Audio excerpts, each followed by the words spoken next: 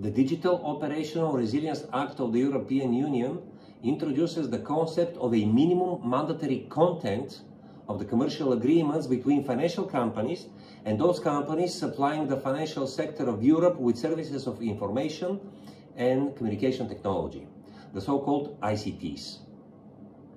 There is even a second, more detailed tier of key mandatory provisions, and they depend on the importance and their critical nature for the relevant financial company, putting always security first.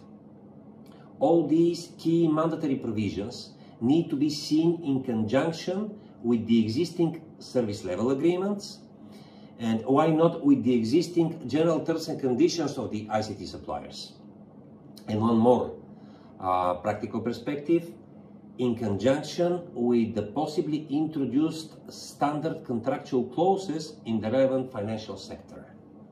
All these might ensure the good financial and regulatory health of the ICT agreements.